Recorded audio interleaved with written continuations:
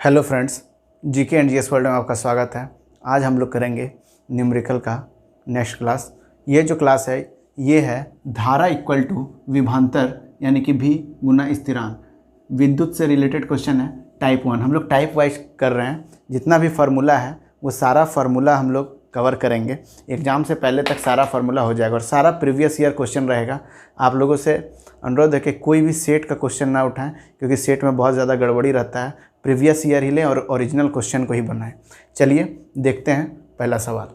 दो प्रतिरोधक 10 ओम और अन्य 20 ओम श्रृंखला में 6 वोल्ट बैटरी से जुड़े हुए हैं। सर्किट में विद्युत धारा डैश होगी।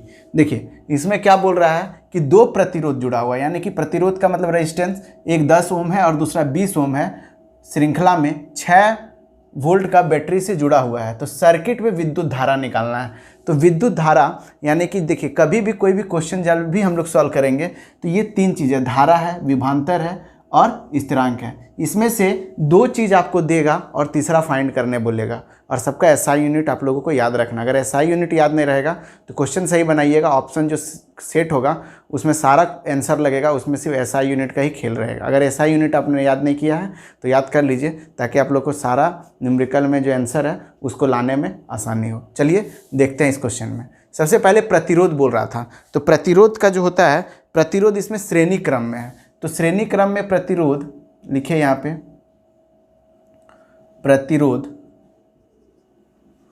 प्रतिरोधक श्रेणी क्रम में, श्रेणी क्रम में जब रहता है तो क्या करते हैं, सबको जोड़ देते हैं। श्रेणी क्रम में क्या करेंगे, जोड़ देंगे। तो क्या है, R1 मेरा कितना दिया हुआ है, R1 प्लस R2। R1 कितना दिया गया है तो 10 ओम है, प्लस R2 कितना है 20 ओम है। दोनों को जोड़ देंगे तो 30 ओम निकल जाएगा। ये निकल गया श्रेणी क्रम में हमारा प्रतिरोध। अब जब हम लोग को विद्युत धारा बोला है तो विद्युत धारा इक्वल टू होता है विद्युत धारा इक्वल टू क्या होगा, 6 वोल्ट का बैटरी था, वोल्ट V/R होता है यानी कि 30। जब इसको हम लोग सॉल्व करेंगे तो कितना बार में कट जाएगा, 1/5। और 1/5 का कितना होता है, 0.2 एम्पियर। देखिए विद्युत धारा का ऐसा यूनिट क्या होता है, एम्पियर होता है। इस तरह हम लोग आराम से इसको बना पाएँ। देखिए ये जो सवाल है 18/9/2018 शिफ्ट 1 में पूछा गया है। और जितने भी सवाल आप इस बार जो एग्ज़ाम नज़दीक है, जितने भी सवाल आपसे बनाएंगे वो प्रीवियस ईयर से ही रिलेटेड रहेंगे। इसलिए प्रीवियस ईयर को ज़्यादा से ज़्यादा प्रैक्टिस करें। और 3 से 4 मार्क्स आपका फिक्स है, जो कि इसमें आएगा आपका रेलवे ग्रुप डी में। चलिए बढ़ते हैं नेक्स्ट क्वेश्चन की ओर। क्वेश्चन नंबर 2 देखिए, ये जो है क्वेश्चन बोल रहा है यदि बल्ब का फिलामेंट का प्रतिरोध 500 ओम है तो 220 वोल्ट स्रोत के इलेक्ट्रिक बल्ब से कितनी धारा प्रभावित होगी। देखिए आप लोगों से मैं बार बार बोल रहा हूँ कि जितना भी क्वेश्चन मैं प्रैक्टिस कराता हूँ वो प्रीवियस ईयर है, और प्रीवियस ईयर ही क्वेश्चन ज़्यादा बनते हैं। इसलिए कोशिश कीजिए कि इस वीडियो को स्किप नहीं कीजिए, क्योंकि क्रमबद्ध ज्ञान को ही विज्ञान कहते हैं। अगर आपने स्किप कर दिया तो हो सकता है आपका 1 मार्क्स कहीं कम हो जाएगा, और 1 मार्क्स जितना भी मेहनत कर लीजिएगा वो 1 मार्क्स ही आपका सफलता का कारण बन सकता है। चलिए इस क्वेश्चन को अब हम लोग सॉल्व करते हैं, और ये भी प्रीवियस ईयर क्वेश्चन ही है। यदि बल्ब फिलामेंट का प्रतिरोध 500 ओम है तो सबसे पहले हम लोग लिख लेंगे बल्ब फिलामेंट का प्रतिरोध कितना दिया गया है तो 500 ओम है। अब देखिए 500 ओम लिख दिए तो 220 वोल्ट स्रोत के इलेक्ट्रिक बल्ब से कितनी धारा प्रवाह, यानी कि विभवांतर हम लोगों का दे दिया गया है। विभवांतर इक्वल टू कितना है तो 220 वोल्ट है, 220 वोल्ट है। अब हम लोगों को इसमें क्या बोल रहा था, विद्युत धारा निकालने के लिए। तो विद्युत धारा इक्वल टू क्या होता है, V/R होता है। तो इसको हम लोग क्या करेंगे, V कितना दिया गया था 220 वोल्ट दिया गया था, और ये कितना दिया गया था 500 दिया गया था। इसको जब हम लोग सॉल्व करेंगे तो 0 से 0 कैंसिल, 25-50 हो जाएगा, यानी कि 0.44 एम्पियर। और एम्पियर जो है वो I यानी कि विद्युत धारा का ऐसा यूनिट होता है। देखिए बहुत सारे स्टूडेंट होंगे जो सोच रहे होंगे कि हम लोगों का न्यूमेरिकल बहुत स्ट्रांग है, और वो लोग भी कहीं ना कहीं फंस जाते हैं, इसलिए वीडियो को देखते रहिए। चलिए बढ़ते हैं नेक्स्ट क्वेश्चन की ओर।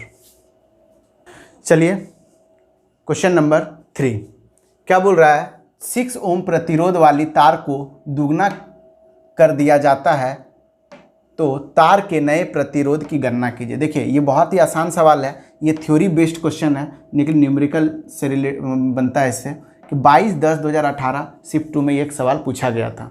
और ये सवाल जो है जिसका थ्योरी कॉन्सेप्ट अच्छा है वो बढ़िया से बना लेंगे, जिसका कॉन्सेप्ट अच्छा नहीं है वो नहीं बना पाएंगे, क्योंकि सीरियली कोई भी चीज़ पढ़ने से ही ज्ञान खुलता है।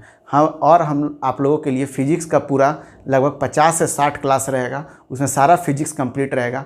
आप लोगों का एक भी मार्क्स फिजिक्स में नहीं छूटेगा, वो बहुत ही जल्द मैं चालू करने वाला हूँ। चलिए देखते हैं इस सवाल को। और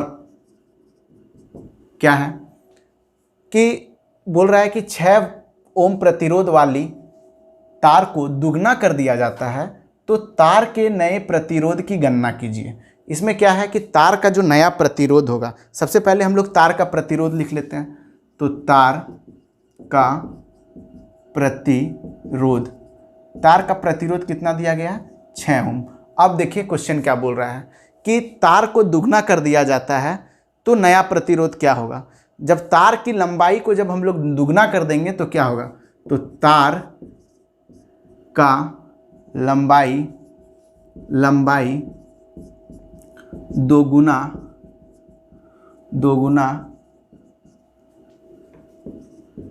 करने पर तार का प्रतिरोध क्या हो जाता है, R/4 गुना हो जाता है। यानी कि ये जो फार्मूला है ये थ्योरी बेस्ड है कि तार की लंबाई को दोगुना कर देने पर नया प्रतिरोध जो होगा, तार का जो प्रतिरोध होगा, या फिर आप यहाँ पे नया प्रतिरोध भी कर सकते हैं, तो कितना हो जाता है, R/4 गुना R/4 हो जाता है। यानी कि R कितना दिया गया, यानी कि रेडियस जो रेजिस्टेंस है वो कितना दिया गया, 6 ओम है। यानी कि यहाँ पे लिख देंगे 6 ओम।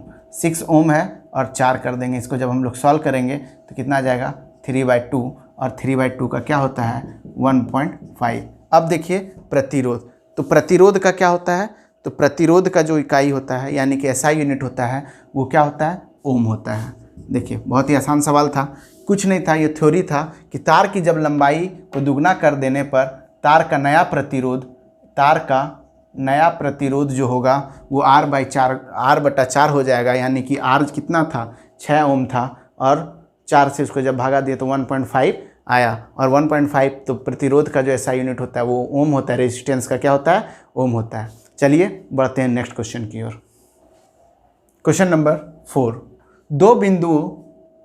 यदि दो बिंदुओं के मध्य 3 कूलाम का आवेश ले जाने के लिए किए गए कार्य की मात्रा 72 जूल है तो इन बिंदुओं के बीच विभवांतर क्या होगा। देखिए बहुत ही आसान सवाल है, और ये जो सवाल है 22/10/2018 शिफ्ट 3 में पूछा गया था। बोल रहा था कि यदि 2 बिंदुओं के मध्य 3 कूलाम आवेश ले जाने के लिए किए गए कार्य की मात्रा 72 जूल है तो इन बिंदुओं के बीच का विभवांतर क्या होगा। हम लोगों को क्वेश्चन में क्या बोला गया है, विभवांतर निकालने के लिए बोला गया है। तो सबसे पहले हम लोग क्वेश्चन में लिख लेंगे सबका यूनिट, और सबसे पहले आवेश कितना दिया गया है, तो आवेश आप लोग देख सकते हैं 3 कूलाम दिया गया है। देखिए आवेश कितना दिया गया है, 3 कूलाम।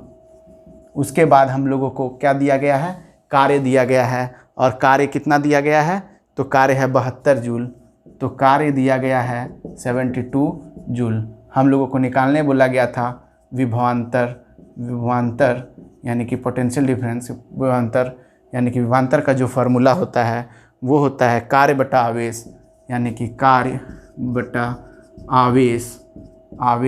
तो कार्य कितना दिया गया है, कार्य यानी कि जूल में होगा, तो यानी कि 72 बटा आवेश कितना था, 3। इसको जब हम लोग काटेंगे, 3 का 3 दूनी 6, बच गया 3 चौका 12, यानी कि 24। ये क्या है, विभवांतर का ऐसा यूनिट क्या होता है, तो विभवांतर का ऐसा यूनिट होता है वोल्ट। यहाँ पे हम लोग लगा देंगे वोल्ट, नहीं तो ऑप्शन में बहुत कुछ दिया रहेगा, 24 वोल्ट दे देगा, 24 एम्पियर दे देगा, 24 जूल दे देगा और आप लोग वहाँ पे फंस जाइएगा। इसलिए सारा चीज़ को एकदम कोशिश कीजिए कि सीरियली पढ़िए, नहीं तो फिर समझ सकते हैं आपके साथ क्या होगा। आवेश 3 कूलाम है तो कार्य 72 जूल, तो विभवांतर कितना हो जाएगा, कार्य बटा आवेश, तो कार्य निकाल दिए, कार्य बटा आवेश लगाएं तो कितना आ गया 25 वोल्ट। देखिए सवाल को एक बार फिर बताते हैं। यदि 2 बिंदुओं के मध्य 3 कूलाम का आवेश ले जाने के लिए किए गए कार्य की मात्रा 72 जूल है तो बिंदुओं के बीच का विभवांतर क्या होगा, तो बिंदुओं के बीच का विभवांतर 24 वोल्ट होगा, क्योंकि आवेश इक्वल टू 3 कार्य दिया हुआ है 72, विभवांतर होता है कार्य बटा आवेश, तो क्या हो जाएगा 72/3 यानी कि 24 वोल्ट। चलिए बढ़ते हैं नेक्स्ट क्वेश्चन की ओर। आज का क्वेश्चन नंबर 5, एक सुचालक में 2 एम्पियर की विद्युत का प्रवाह होता है जिसके दोनों अंत 4 वोल्ट की गतिज ऊर्जा पर है, तो सुचालक का प्रतिरोधकता ज्ञात कीजिए। यानी कि हम लोगों को पूछ रहा है रेजिस्टेंस क्या होगा। चलिए सबसे पहले सारा का यूनिट बैठा लेते हैं, और जब यूनिट बैठाएंगे तो सबसे पहले हम लोग क्या लिखेंगे, एम्पियर किस में होता है, तो आप लोग जानते होंगे कि एम्पियर का क्या होता है, धारा। तो धारा का जो है, धारा इक्वल टू कितना दिया गया है, 2 एम्पियर दिया गया है। अब उसके बाद हम लोगों का जो वोल्ट है यानी कि विभवांतर जो है, वोल्ट है यानी कि विभवांतर इक्वल टू 4 वोल्ट है। हम लोगों को क्या निकालना है, प्रतिरोधकता, यानी कि प्रतिरोधकता का फार्मूला क्या होता है, प्रतिरोध का फार्मूला क्या होता है, या प्रतिरोध आप लिखिए, प्रतिरोध इक्वल टू क्या होता है बताइए। प्रतिरोध इक्वल टू आपका होता है V/I, यानी कि V/I। अब आपको पता होना चाहिए कि I किसका होता है, तो I होता है धारा का, और V तो आप लोगों को पता है, तो यानी कि 4/2 कट के कितना हो जाएगा 2। अब प्रतिरोध का साइन क्या होता है, तो प्रतिरोध का ऐसा यूनिट होता है ओम, तो यहाँ लगा देंगे ओम। चलिए क्वेश्चन हो गया सॉल्व। अब इस क्वेश्चन को एक बार और हम लोग रिपीट करते हैं। एक सुचालक में 2 एम्पियर की विद्युत का प्रवाह होता है जिसमें दोनों अंत पर 4 वोल्ट की गतिज ऊर्जा पर है, तो सुचालक की प्रतिरोधकता होगी। ये जो सवाल है 10/1/2018 शिफ्ट 1 में पूछा गया था रेलवे ग्रुप डी में। तो देखिए क्या बोल रहा है, धारा 2 एम्पियर का आई होता है, विभवांतर इक्वल टू 4 वोल्ट, और प्रतिरोध इक्वल टू V/I होता है, यानी कि V मेरा था 4 और I कितना था 2, दोनों को काटेंगे तो कितना हो जाएगा 2 ओम। देखिए ये जो सवाल है ये रेलवे का पूछा गया सवाल है, और जितना भी अब हम लोग के पास मुश्किल से 3 महीना बचा हुआ है, 3 महीना के बाद अपना लाइफ में अगर बदलाव चाहते हैं तो मन लगा के पढ़िए, और अगर बदलाव नहीं चाहते हैं तो आप खुद सोच सकते हैं क्या होगा। मेहनत ऐसा कीजिए जो अंतिम प्रयास में, एक प्रयास को ही अंतिम प्रयास बना करके पढ़ना चाहिए। चलिए इस वीडियो को यहीं ख़त्म करते हैं, मिलते हैं फिर नेक्स्ट वीडियो में। Thank you.